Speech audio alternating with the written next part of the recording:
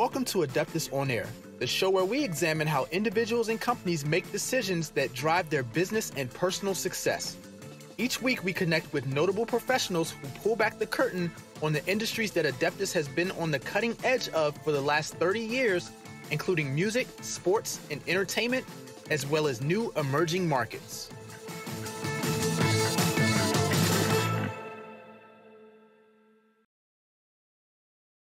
Hello, and welcome to another episode of Adeptus On-Air. My name is Mike Hoffman, your host this week, and today I am joined by master hypnotist John Moyer. John, how you doing today? I am well and good. Happy to be here, Mike. Thank you for having me. No problem. Now, you got to make me one promise before we start. I will not make you cluck like a chicken if that's what you were going to ask. Yeah, I was going to say something similar to that, so I just want to make sure when this airs, I'm not doing anything that I have no recollection of doing. Well, so, that very well may happen. You'll just not remember it. Yeah, that's true. Well, we're gonna have a great conversation, so I'm sure I'm gonna remember it. So, I've always been fascinated with hypnotism and things like this, and things that have such impact on someone's mind and psyche. And I've always when you see someone do something that seems like a skill or talent that is so far out of your wheelhouse, you're kind of intrigued by it. And hypnotism is one of those things for me. At what point in your life did you know that this was something that you wanted to do? And how does one become trained to do something like this? It kind of happened by happenstance, actually. Well, first of all, my entire life I was fascinated with the power of the mind. But my pathway after I graduated from college, I graduated with a degree in theater and film and had a screenwriting emphasis. I went into stand-up comedy, which all was kind of in the same wheelhouse for me because I always loved comedy. I was writing comedy scripts, and I think it was my junior year in college. There was a local comedy club, and I went to an open mic night, started performing, and that actually took off quite quickly and easily for me. So I spent, after I graduated from film school, I went right on the road doing stand-up comedy. Right. And, along the way, I had some independent screenplays produced, but my passion really was that being in front of an audience. Mm-hmm. And, it was most about the early 2000s. The dynamic of the business model of stand-up comedy really changed quite a bit because of the advent of social media, MySpace, mm-hmm. and those sorts of things. And, I never cared about being famous. I never cared about making the most money. I just wanted to be able to do what I enjoyed doing and make a living at that. Mm-hmm. Well, in the mid 2000s, that business model had changed quite a bit, which impacted the way, the amount of opportunities and the clubs and that sort of thing that were out there. And then I went through some of my own personal drama. I went through a divorce, and I was a single parent of, father of two young kids. And then, of course, I was dating all the wrong women. So there was a lot of personal drama in my life. And right. What had happened is that I was performing at an event where there was numerous activities happening throughout the day. I just happened to be one of many. And when I performed my stand-up set, the venue was probably about half full. Maybe it was 3/4 full. And what I didn't realize was immediately following me was a stage hypnotist. So I'm like, all right, I'm going to stick around and watch this because being in the comedy clubs and stuff, we had always seen, there was always, stage hypnotists coming through and whatnot. And there was a lot of resentment, interestingly enough, between the comedians and the hypnotists for many reasons, because the comedians were like, we're original and it's all about us. And they always looked at stage hypnosis as kind of gimmicky and kind of hacky. And I can't tell you how many times we were at a club and, the venue wasn't filled up that weekend. And then you'd hear the manager go, man, we had the hypnotist last weekend. We sold out every show and had to add 2 more. And comics always hated that sort of stuff. Sure, so I'm watching this stage hypnotist perform, and the venue was now standing room only. The audience was enthralled. The volunteers were funny. The hypnotist was great. And of course, after the show, he's selling CDs, of mm-hmm. different, stop smoking and weight loss and stuff. People are coming up, throwing money hand over fist to buy his product. And I watched all that and I said, I can do that. I've got the ability to be funny and improvise on stage. Of course, I just have to figure out how to hypnotize people. So at first, it was more of a professional decision. And because I was kind of bored with what I was doing. And now all of a sudden, this opened up a whole new set of avenues for me. And because I went and certified and trained to do stage hypnosis. And the advantage that I had was that I was able to go back to the bookers and the event planners and the managers and the agents. And I said, hey, I've got a whole new show here. And I went from, doing stand-up comedy where I might be spending a week driving for hours at a time through, Montana doing cowboy bars and hell gigs and being put up in a Motel 6 to now all of a sudden I'm being flown around the country to perform. I was doing high-end corporate shows and also performing for Royal Caribbean as well. Oh, wow. So that's kind of how it all happened professionally. And then, of course, along the line, I was like, I have this ability to hypnotize people. I'm understanding more about the mind. Let's start applying that to some of the drama and the dysfunction in my own life. And that's where everything turned around for me personally as well. So you took what was supposed to be an entertainment aspect, and then you figured, now let's turn it into how can we help people? Yeah, well, and the thing is as an entertainer too, you want to be able to share something positive and have a good experience for the audience for that 45 minutes, for that hour that you're together. But then I was realizing that for the volunteers that participated on stage, they were having longer lasting benefits. They were experiencing things that they learned about themselves and were able to tap into the power of their mind. So as an artist, quote unquote, wants to be able to give something that is a memorable experience for people. Well, that memorable experience was now continuing and going on and on and on. Right. So what makes someone, I'm sure you get this question a lot too, because people are skeptical about hypnotists, just like they are about, things like that. And obviously it probably doesn't work for everybody. So what makes someone a good candidate to be hypnotized? Well, there's a couple different ways to look at that. Number one, actually, hypnosis is a natural operational state of the human mind. So we actually all go through hypnosis on our own a few dozen times a day. It's, it's like when you're trying to talk to your kid and they're staring at their cell phone screen and they have no idea that you're, that you're trying to, that's a form of hypnosis. Or if you're engrossed in a movie or reading a book, that's hypnosis. And we actually pass through hypnosis when we fall asleep at night. So we're already going through it. Now, the difference is when you can intentionally trigger that state within yourself or if you're working with somebody else. And there was a time I never thought in a million years that I could ever experience hypnosis. And the mindset is, I'm too strong-willed or I'm too powerful, I'm too in control. And then when I experienced it, I realized what it was all about. I realized how good it felt and what it could do and how easily somebody can actually tap into that. So it is actually it's like going to the gym. If you're going to walk into the gym, there's no way you're going to bench press, 300 pounds or whatever it is right away, but you can build up to that. And that's kind of what I started to do with meditation and hypnosis. I was building up and advancing my ability and training my brain to be able to do that.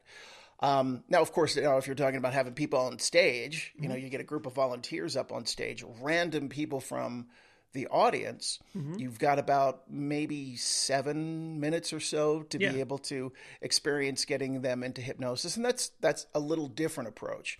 Right. But what's fascinating about that, I can't tell you how many times people that have been on stage that said, I knew nothing about hypnosis. I've never done anything like this before. I've never experienced, and they are completely blown away by the fact that they were able to access that part of their mind and have that experience. So when you're doing it on stage, a little different because, you're proverbially throwing mud up against a wall and seeing what sticks, and you have to work really, really quickly. If somebody's looking to do it outside of that, that approach is a little bit easier because you can build up and exercise your brain to be able to do that. So so sticking to that aspect for a second. So what kind of hypnosis do you, I don't want to say focus on because not really hypnosis. What things are you aiding people with more commonly when you're doing this? I mean, you had mentioned before, I think we were talking offline, about some people will do hypnotists for smoking or weight loss or sleep. Like what areas do you kind of focus on? The things that the one thing they say about hypnosis, it helps, everyday people with everyday challenges.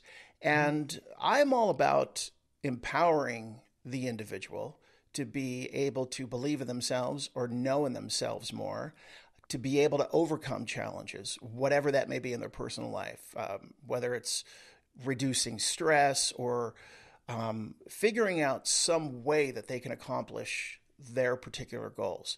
So I'll give you an example from my YouTube channel. One of my most popular performing video, I think it's somewhere over 3 million views now, is sleep hypnosis to meet your spirit guides.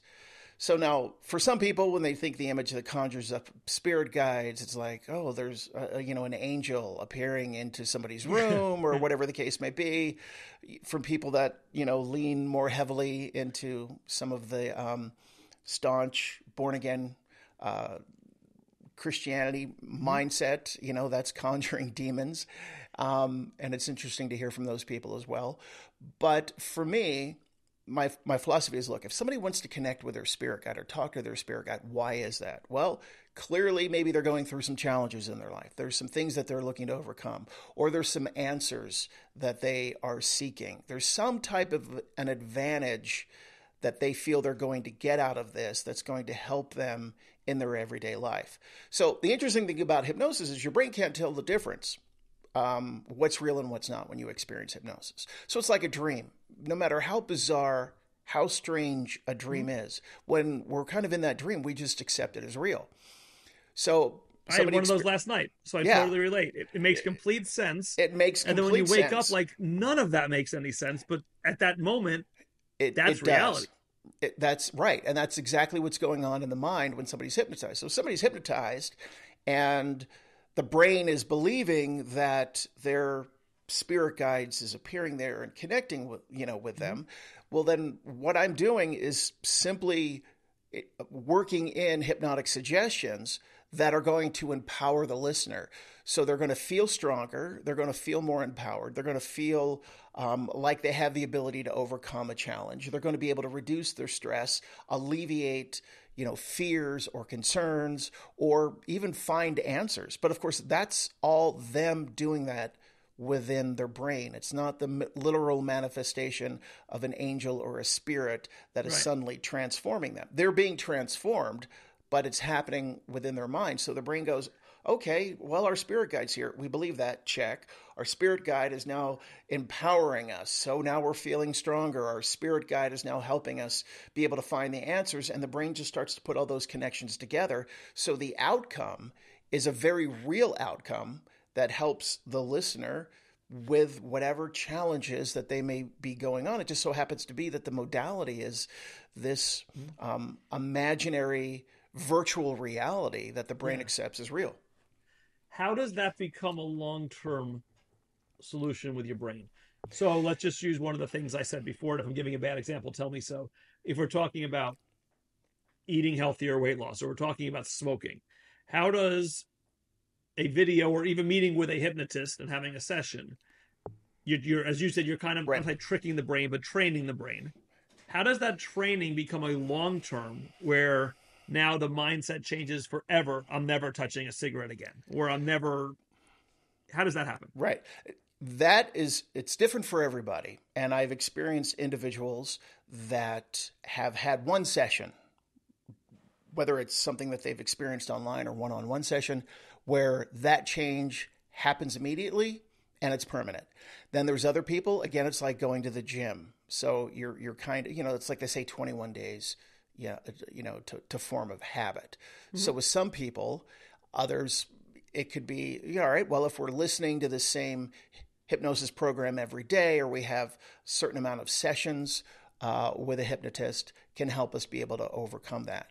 So one of the examples I love to use is when I was performing on the cruise ship, I had, and in this particular cruise, I was on for the duration. I might have even been doing 2 back-to-backs. It wasn't a case where I was just on the ship doing the show and getting off. I was on the cruise with everybody for the entire week. So a couple days after the show, a woman comes up to me and she says, I was in your show the other night. And I remembered her because she was what, we kind of call one of the stars of the show. She was deep into hypnosis. She was very animated. And she said, I had no intentions of participating in your show. But before you called for volunteers, you said that you were going to be able to empower our minds. If there was a goal that we were looking to achieve, if there was a negative habit we were looking to overcome, you'd help us do that. And she said, my whole thing is, I'm a chocoholic. And maybe that kind of sounds cliche or whatever, but for her, it was, in a way, not necessarily debilitating issue, but it was ruling her life. And it was a problem, It was a problem. It was enough that she knew that she needed or deserved to overcome that. So she goes, that was what I came up to be able to overcome being a chocoholic. She said, it's been 2 days since your show, and I have not had any chocolate at all. She goes, my friends can't even believe it because you're on a cruise ship. There's all you can eat chocolate everywhere. So now that interesting in and of itself, but it was about 2 or 3 years after that, she reached out to me and connected with me. She said, I don't know if you remember me or not. I'm the chocoholic. She said, it's been 3 years. I still have not had any chocolate. And that was from the one hypnosis in one show. For her, that was one hypnosis for one show. And then with other people, they, maybe it's a case where they do listen to something over and over again, or they could do certain an amount of sessions with a hypnotist that can rewire and reprogram their brain. So it can be done. It's just different for every single individual. But when you're hypnotizing someone in a show to do something silly, all right, we said bark like a dog, whatever it may be, that's obviously not carrying over when the show's over. I mean, that person's not walking around the cruise ship barking for the rest of the week. Correct. Is that because you've signaled the brain? Yeah. At the end of the goes away. At the end of the show, I will tell, the participants of the show, all of the suggestions that you've received during the course of the show are now removed from your mind, and they are now replaced with the following suggestions. And those suggestions, those post-hypnotic suggestions, are just general ones of feeling good, feeling energized, being in a good mood, being able to get a good night's sleep, that sort of thing. Or there's times, too, during a show, which I might give a volunteer post-hypnotic suggestion, which is something entertaining and funny that may only last during the duration of the time that they may be in, like, the theater, or after so many minutes, they'll it'll just. So you might say, as long as you're in this building, every time you hear someone clap, you're gonna stand on a table, but they know their mind knows when they leave that building. Right. It's like, sometimes on the cruise ships, I might give a suggestion to a participant. When you get back to your seat in the audience, you believe your belly button is missing. You left your belly button at your seat to participate in the show for safekeeping. Now you can't find your belly button. So you're going to be looking around for your belly button. You're going to ask people if they've seen your belly button. And you are immediately going to leave the theater and go to the front, the front desk and ask if in Lost and Found anyone has followed their belly button. However, when you leave the theater, you will remember that your belly button is with you, the entire time. So you've got this group of people, they've got somebody there, and they're watching this, and obviously it's entertaining. And then somebody goes, I'm going to go to Lost and Found. I'm going to go to the front desk. And the minute they walk out the front, the entrance to the theater, they look down, and it's been there with me the entire time. Interesting. Now, are you able to tell from your vast expertise, because I imagine when you're doing this hypnotist for 5 random people, if it didn't work and they're faking it? Yeah, because there's very specific ways that you respond when you're hypnotized, when you're not. So somebody can obviously fake having their eyes closed or fake playing along, but there are certain things that somebody will respond a very certain way when they are hypnotized versus them trying to fake that being the case. So, and typically you don't have people faking unless it's, a lot of time you might see that with high school kids or college kids because they want to be the star of the show. The people that may, this has happened before, they may be playing along because they're like, oh, I'm going to feel bad. I don't want him to feel bad to know that it's not working on me, or whatever the case may be. So you're looking for those, you know what you're looking for. So if I've got a group of 20 people up on the stage, you know what you're looking for. And immediately, if you identify that somebody's just playing along or somebody's faking it, you want to dismiss them immediately from the stage, obviously, because it just kind of negates the whole thing. After the show, somebody's like, "Oh, I was faking. I was just playing along," or whatever the case may be. So there are things that you're looking for during the course of the show. Now there have been times if I've had a show, there might be somebody that that I'm looking at and I'm realizing they're not really hypnotized, but they appear to be having fun. They're not doing anything, to go over the top or whatever. And I go, you know what, I'll just, I'll leave them up here. And it might depend on the amount of people. If I've got 20 people on stage and I've got 10 of them that are deeply under, hypnosis, you can work with that 10. Or if you're doing a smaller venue and you've got 10 people total on stage, volunteers, and maybe, there's only 2 or 3 that are really where they deserve to be. And there's a couple of people that are maybe kind of just playing along. You're going, you know what, I'll leave them, I'll leave them up here, but I'm not going to do anything, what I call heavy lifting. There's certain skits that you give to those individuals that are deeply in that state. So if I know somebody's faking and I'm allowing them to remain on stage, I'm not going to single them out for something that I might do. They're great for the group skits, but I'm not going to give that person an individual suggestion for something. Right. So but you're skilled enough to do that, which is pretty impressive. So your YouTube channel, which you said obviously has a lot of activity and it gets a lot of attention. Is it more difficult for someone to be hypnotized through a screen as opposed to sitting, in a room with you? Well, the thing about that is you're relaxed. You're in the comfort of your own home, of that cliche phrase. So while it's kind of taking a more general approach, when you're working with somebody one-on-one, there's a feedback loop there. You're specifically catering the experience to that individual. You're monitoring them in real time. You're knowing what's going on, and you can change things up. Now, if I'm doing a pre-recorded video like for YouTube, I've got to be very, very general for that. But the nice thing about that is that, somebody can listen and maybe go, okay, well, I felt comfortable. I don't really know if I was hypnotized or not, but if they go back and listen, they're building up that ability within their mind. So in one regard, it's a little easier because it's something somebody can go back to, over and over again as much as they want. It's not like they're continuing to take the time to go back to a one-on-one session, have, the expense of that one-on-one session and so forth. It's just something that somebody can try out and experience on their own at home. So what do you say now is your profession's a wrong word, and without getting obviously into specifics of numbers, how are you, as you said before, making a living? In terms of the hypnotist, where is your focus right now?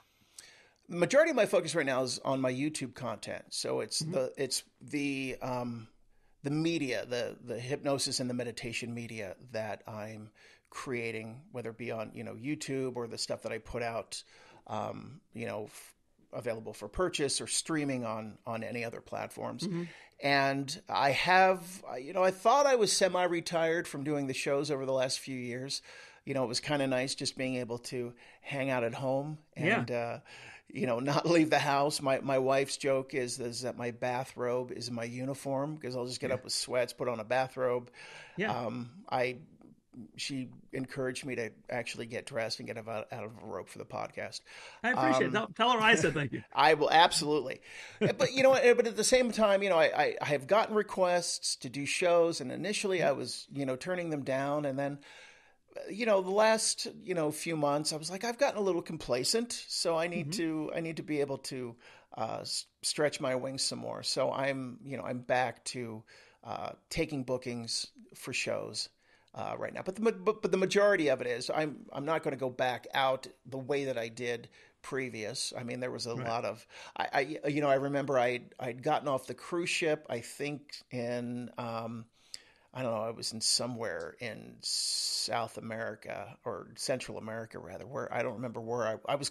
I got off Costa Rica. I guess that's where it was. Got off the cruise ship in Costa Rica. I flew to Vegas. I did a corporate show, and I flew home, and I'm going to the baggage claim, and I didn't remember my flight number, but I'm like, all right, I know where I came from. I'll look for it, and then I'm standing there going, where the hell did I come from? Like I could not remember. Yeah. And that was a really bizarre moment. So I'm not going to go and be out there. I have like clients that that were stand-ups, and I've had one or two actually on the podcast, and that lifestyle, I mean, it's exhausting. Yeah. And you love it, and I think you do it because you love it, but at the same point in time, the sacrifices, it's one thing if you're, doing a show where you're somewhere for a week. But if you're doing one night here, then you drive in 2 or 3 hours all night to do a show the next night. Then you're home for 2 days, then back out the next weekend. Yeah, that it takes its toll. Yeah, that is. I know what it's like. Those were the early days when I was doing stand-up comedy. Yeah. You're driving 6 hours to a gig and then 8 hours the next day, and it was. I did love being on the ships because that was nice because I only had to do 2 shows in one night during the course of the cruise. Right. And so the rest of the time, I'm hanging out by the pool, I'm sightseeing, I'm getting to do all kinds of, good stuff. And it's one of those moments where I go, I could be grateful for this. I'm not going to complain that I had to fly and do this and that. And those are a little bit more challenging, I guess, sometimes for the comics because the comics are having to do a bunch of shows throughout the week. I have a buddy that's out there now, and I know what that does to him because it's like, all right, you've got to have your opening night show, you got to have your closing night show, you've got to have your dirty show, you've got to have your family show, right? It's like you've got to have all this stuff, and it's my grandparents, that's how they spent their retirement, on cruise ships working. My grandfather taught bridge, and basically his choice was get paid or take your wife. Yeah, he took my grandmother. They went all over the world, and 1 hour a day here or there, and then the rest of it they're on a free vacation. Yep, I've met a lot of the people that literally that's all they do. They live on the ships, and I was weird. There was a couple. They must have been in their 30s, and they had young kids, but that's what they were doing. They were able. They had their own business. They were to work. They didn't need to be stationary, and they're like, all right, we're just going to spend our time on cruise ships. Well, it leaves for a neat kitchen. You don't have to worry about cleaning. No dishes. Yep. Don't have to cook for the family and things like that. So how often do you put out new content? I typically put out probably maybe 3 videos a month. So, my stuff's a little bit different in that regard. There's pros and cons to what I do as far as my content. The thing about the content that I put out on YouTube is what they call evergreen, where it just is able to consistently grow. Mm-hmm. There's not really an expiration date because I'm not doing, topical type, Sure. It's topical type stuff. So that's the advantage. And at the same time too, if I put something out, maybe it might be an every other week, situation. It gives time for that previous video to season, and that's typically the trend that the trends that I see. So when I put something out, doesn't maybe hit big right away, but it just consistently keeps growing in that regard. So that is advantageous, for me. But at the same time, there's no mid-roll ads or anything like that. Sometimes you're watching a video and then it's, you've got to see a 15-second or a 30-second ad. Can't do that in my stuff because obviously... I was going to say, nothing like being hypnotized to go see a commercial for Geico. Yeah. They do not like that. There's... And of course, the ending, the end roll ad, I don't typically do those as well because most of my content... YouTube's all about subsets of subsets of subsets. So they want to dial in a specific niche. So when I first started putting my content on YouTube, And let me back up. Let me actually kind of tell you how that happened, because to me, that's kind of an interesting story. So I started doing hypnosis, about, what was that, 2011, 2012. And the big thing for stage hypnotists was having their back of the room sales. Buy CDs for stop smoking and weight loss and stress and all that sort of thing. Well, I'm kind of getting in at the very, very tail end where CDs are becoming obsolete. People, they didn't have CD players anymore. Computers stopped having CD-ROM drives. Everything was about, the digital file, the MP3. So I'm talking to all these, there's different Facebook groups and other places where hypnotists are all like, well, people don't have CDs anymore, so now what are we going to do? How are we going to transition? And a lot of people were like, hey, you know what? Let's create MP3s. We'll take thumb drives. We'll put all of our stuff on our thumb drives. We'll sell the thumb drives for everybody, which in theory is nice. But then it's like, okay, you've got, if there's a group of people and they all want to buy, a CD for something, then, they get their own individual CD. But now all of a sudden it's like your group of 10 people, one person can buy the thumb drive and then just share the files with everybody else. Mm-hmm. So I thought, it's like, look, why don't if I'm going to do the digital route, I'll put everything on my website. I'll just tell people to go to my website and buy everything there. Now I realize that there's a spontaneity and there's an impulsiveness when you're at a show and you're like, I've seen this, I've just gotten excited, I want to buy this right away. And that can obviously wear off when somebody goes home and, maybe I'll go check out his website, and then they don't do it. But that's what I started to do. And I thought, all right, well, I'll put some of my content on YouTube. And maybe if people see my content on YouTube, that'll be interesting for them. They'll want to go and buy, their own copy of what I do. And it never even occurred to me that YouTube was a platform that people would go to actually listen to content like this. Yeah. So I put myself on YouTube. I'm not really paying attention to it. Don't really care because I'm not really doing much on YouTube. And it's like 6 months later, I go back and I look and I realize I had one video for sleep that really blew up and took off. So now YouTube's starting to dial in the subset. People who are interested in guided meditation and hypnosis, that's the subset of that, is for using it to fall asleep. So then I tried doing, because I saw that there were some 8-hour videos out there. So I'm like, all right, well, maybe why don't I do an 8-hour sleep hypnosis video and see how that goes. That video consequently took off. So now it became people are interested in guided meditation and hypnosis, people who are interested in that to fall asleep, people who are interested in having that play for 8 hours while they're asleep. So that's kind of what the algorithm aligned with me. So I was starting to put out this 8-hour sleep hypnosis content.